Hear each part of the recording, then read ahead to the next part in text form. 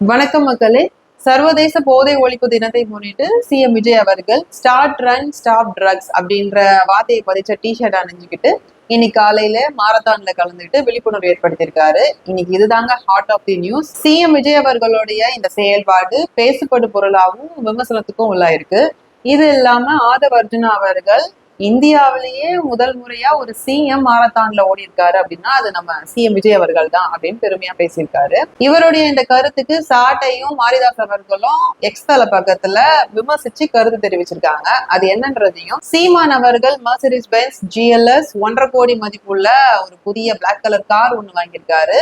இந்த காரை குறித்து விமர்சனங்களும் அவதூறுகளும் சமூக வலைதளங்கள்ல பரவிட்டு வருது. இதெல்லாம் குறித்து தெளிவான காணொலியில பார்த்துடலாம். சிஎம் விஜய் அவர்கள் சர்வதேச போதை ஒழிப்பு தினத்தை முன்னிட்டு மெரினா கடற்கரையில் உள்ள அண்ணா நினைவிடத்துல இருந்து கலங்கரை விளக்கு கிட்டத்தட்ட அப் அண்ட் டவுன் 6 கிலோமீட்டர் மாரத்தான்ல கலந்துக்கிட்டு ஓடி இருந்திருக்காரு. போதைப் பொருள் ஒழிச்சாதான் நல்ல சமூகத்தை படைக்க முடியும் அப்படின்ற உறுதிமொழியும் எடுத்திருக்காரு. இது ஒரு நல்ல விஷயம். இதை அவருடைய ஃபாலோவர்ஸ், அவருடைய ரசிகர்கள் எல்லாம் பின்பற்றி தீய பழக்கத்தை விட்டுட்டு உடல் நலத்தை பேணிக்காகிற விஷயத்துல ஈடுபட்டா வரவேற்க வேண்டிய விஷயம் தான். சிஎம் விஜய் அவர்களுடைய விழிப்புணர்வை குறித்து டாக்டர் கிருஷ்ணசாமி அவர்கள் அவருடைய எக்ஸ்தலத்துல ஒரு பதிவிட்டிருக்காரு. அதாவது, போதைப் பொருள் ஒழிக்கிறதுக்கு விழிப்புணர்வு பண்றீங்க, ஆனா அரசாங்கம் கோடி கோடியா வருமானம் பாக்குற சாராயத்தை மறந்துட்டீங்களா இல்ல மறைச்சிட்டீங்களா அப்படின்ற மாதிரி கேள்வி எழுப்பியிருக்காருங்க. இது இல்லாம தமிழ் தேசியவாதிகள்லாம் என்ன சொல்றாங்கன்னா, போன ஆட்சியில ஸ்டாலின் அவர்கள் போதையின் பாதையில் செல்லாதீர் அப்படின்னு வீடியோ போட்டாங்க. இப்ப இந்த ஆட்சியில விஜய் அவர்கள் அந்த மாதிரி வீடியோ போடுறதுக்கு பதிலா ஸ்டார்ட் ரன் ஸ்டாப் ட்ரக்ஸ் அப்படின்னு எழுதி போர்ட்ல டீச் பண்றாரு. அதுவும் தமிழ் வார்த்தைகளை ஆங்கிலத்துல எழுதியிருக்காரு. இதுதான் தமிழ் வளர்க்கிற லட்சணமா? போன ஆட்சிலையும் இப்படிதான் நம்ம சென்னை அப்படின்னு தமிழும் இங்கிலீஷும் கலந்து எழுதுவாங்க. அதே மாதிரிதான் இதுலயும் இருக்கு. இது இல்லாம உதயநிதி அவர்கள் போன ஆட்சியில போதை ஒழிப்பு தினத்தை முன்னிட்டு உறுதிமொழி எடுத்திருந்தாரு. அதே தான் அப்படியே காப்பி பேஸ்ட் பண்ணி விஜய் அவர்கள் பேசியிருக்கிறதா சாட்டை அவர்கள் அவருடைய எக்ஸல பக்கத்துல அதே டெய்லர் அதே வாடகை அப்படின்னும் விமர்சனம் பண்ணியிருக்காரு. ஆக மொத்தத்துல திமுக விளம்பர மாடல் ஆட்சியுடைய இன்னொரு வருஷனா தான் தாவேகா செயல்படுறாங்க. சாராய கடையை ஒழிக்காம நல்ல ஒரு சமுதாயத்தை படைக்க முடியாது. இந்த போதை ஒழிப்பு நாளை முன்னிட்டு கண் துடைப்புக்காக சடங்கு சம்பிரதாயம் மாதிரிதான் செயல்படுறாங்க அப்படின்னு தமிழ் தேசியவாதிகள்லாம் கருத்துக்களை சமூக வலைத்தளங்கள்ல வச்சுட்டு வராங்க. அடுத்ததா பாத்தீங்கன்னா, ஆதவ் அர்ஜுனா அவர்கள் இந்தியாவிலே முதல் முறையா ஒரு சிஎம் மாரத்தான்ல கலந்துட்டு ஓடி இருக்காருன்னா அது நம்ம சிஎம் விஜய் அவர்கள் தான் அப்படின்னு சொன்ன அந்த கருத்து பொய் அப்படின்னு மாரிதாஸ் அவர்களும் சாட்டை அவர்களும் நாம் தமிழர் கட்சியுடைய அதிகாரப்பூர்வ எங்கள் தேசம் சேனல்லையும் சொல்லியிருக்காங்க. என்னன்னா, ஏற்கனவே காஷ்மீர்ல உள்ள முதல்வர் உமேர் அப்துல்லா அவர்கள் மாரத்தான்ல கலந்துட்டு 21 கிலோமீட்டர் ஓடி இருக்காரு அப்படின்ற விஷயத்த வெளியிட்டு இருக்காங்க. இதுதான் உண்மை, ஆதவ் அர்ஜுனா அவர்கள் சொல்றது பொய் அப்படின்னு அவங்க விமர்சிச்சிருக்காங்க. அடுத்ததா பாத்தீங்கன்னா, சீமான் அவர்கள் 1.5 கோடி மதிப்புல புதிய பென்ஸ் கார் ஒண்ணு வாங்கியிருக்காரு அப்படின்னு பல்வேறு தரப்பட்டவங்க விமர்சனம் வச்சிருக்காங்க சமூக வலைத்தளங்கள்ல. என்னென்ன அப்படின்னா, கட்சி நடத்த காசு இல்ல அப்படின்னு திரள் நிதி வாங்குறாங்க, ஆனா 1.5 கோடி மதிப்புல கார் எப்படி வாங்க முடிஞ்சது அப்படின்னு கேள்வி எழுப்புறாங்க.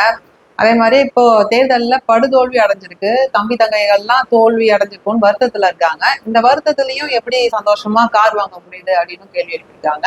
அடுத்ததா பாத்தீங்கன்னா, திரள் நிதி கொடுத்தவங்க எல்லாம் எக்ஸல்ல போறாங்க, திரள் நிதி வாங்கினவர் பென்ஸ் கார்ல போறாரு எப்படி அப்படின்னு இருக்காங்க. அடுத்ததா பாத்தீங்கன்னா, இப்ப சமீபத்துல கௌதம் அவர்களுடைய இல்ல திருமண விழால சீமான் அவர்களும் முன்னாள் முதல்வர் ஸ்டாலின் அவர்களும் வைகோ அவர்களும் ஒன்னா அமர்ந்து பேசிக்கிட்ட விஷயம் எல்லாம் காணொலியா நம்ம எல்லாம் பார்த்தோம். அதை வச்சும் இப்போ அவதூறு பரப்புறாங்க.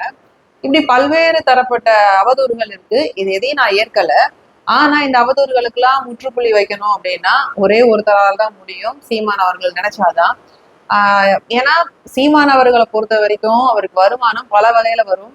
அவர் படம் நடிக்கிறாரு, படம் ப்ரொமோஷன் போறாரு, அவார்ட் ஃபங்க்ஷன் எல்லாம் கலந்துக்கிறாரு. அதனால சம்பாதிக்கிறதுக்கு நிறைய வழிகள் இருக்கு. ஆனா இந்த காரை எப்படி வாங்கினாரு, இல்ல யாரும் கிஃப்ட் பண்ணாங்களா அப்படின்ற விஷயத்த அவர் தான் சொல்லணும். இந்த அவதூறுகள் பொய்கள் எல்லாத்தையும் அப்படியே கடந்து போறதுனால அதோடைய தாக்கம் இப்ப நடந்து முடிஞ்ச தேர்தல்ல காட்டுச்சு. அதனால இந்த அவதூறுகள் எல்லாத்துக்குமே முற்றுப்புள்ளி வைக்கணும். யாரெல்லாம் அவதூறு பரப்புறாங்களோ அவங்க மேல நடவடிக்கை எடுக்கணும். அப்பதான் மேலும் அந்த மாதிரியான அவதூறுகளை பரப்புறதுக்கு பயப்படுவாங்க. ஏன்னா இந்த அவதூறுலாம் மக்கள் மத்தியில வேகமா சென்றடையுது. நம்ம நாம் தமிழர் கட்சி சார்பா அதோடைய விஷயம் என்ன அப்படின்னு சொல்லாம கடந்து போறதுனால மக்கள் எல்லாருமே அந்த பொய்ய உண்மைன்னு நம்பிடுறாங்க. கடைசி வரைக்கும் உண்மை என்னன்னே தெரியாம போயிடுது. அப்புறம் ஒரு முக்கியமான விஷயம் ஒண்ணு சொல்லணும்னு நினைக்கிறேன். இந்த தேர்தல் முடிவுக்கு பிறகே அண்ணன் சீமான் அவர்கள் பத்திரிகையாளர் சந்திப்பு எதையும் நடத்தல, புறக்கணிக்கிறாரு. வெக்ஸாயும் இருக்காரு. மக்களுக்கு வந்து பிரச்சனைனா என்ன, அப்போ நமக்கு வந்து சீமான் வந்தாதான் இந்த பிரச்சனைக்கெல்லாம் தீர்வா இருக்கும் அப்படின்றது புரிதல் வரணும் அப்படின்னும் புறக்கணிக்கிறாரு. ஆனா இவருடைய புறக்கணிப்பு இப்ப எப்படி ஆயிடுச்சுன்னா, விஜய் அவர்கள் ஒரு பெரிய ஸ்டார், இப்ப சிஎம்மாவும் இருக்காரு. தினமும் ஒரு கண்டென்ட் அவர் கொடுத்துடுறாரு. அது அன்றைய நாள் முழுக்க பேசப்படும் பொருளா இருக்கு. பத்தாததுக்கு திமுக எதிர்க்கட்சி தலைவர் உதயநிதி ஸ்டாலின் அவர்களும் ஏதாவது ஒரு விஷயத்த பேசுறாரு. 2 பேரும் மாத்தி மாத்தி கான்ட்ரவர்சியான விஷயத்த கிரியேட் பண்றாங்க. அது இப்போ எப்படி ஆயிடுச்சுன்னா, மக்கள் வந்து தனக்கான பிரச்சனை என்னன்றதை மறந்து போய் விஜய் அவர்களும் உதயநிதி அவர்களும் என்ன பேசிக்கிட்டாங்க, இதுல வந்து யார் செஞ்சது சரி, இந்த கான்ட்ரவர்சிக்கான தீர்வு என்ன அப்படின்ற மாதிரி போறதுக்கு ஆரம்பிச்சிட்டாங்க. ஆக மொத்தத்துல ரியல் பாலிடிக்ஸ் முடிஞ்சு ரீல் பாலிடிக்ஸ பார்க்க முடியுது. அப்போ உண்மையிலேயே ஒரு ரியல் பாலிடிக்ஸ் வந்து இங்க தமிழ்நாட்டுல நடக்கணும் அப்படின்னா, வரக்கூடிய இடைத்தேர்தல்ல அந்த சீமான் அவர்கள் போட்டியிடணும். போட்டியிட்டு வெற்றி பெற்று சட்டசபைக்கு போனாதான் மக்கள் பிரச்சனையை பேசுறதுக்கு ஒரு ஆள் அங்க இருக்க முடியும். அதனால சீமானவர்களுக்கு இந்த காணொலி மூலயமா ஒரு கோரிக்கை வைக்கிறேன். நீங்க கொஞ்சம் ஆக்டிவ் பாலிடிக்ஸ்க்கு வாங்க. 6 மாசம் அமைதியா இருக்க போறேன் அப்படின்ற இந்த அமைதி காலம் வேண்டாம்.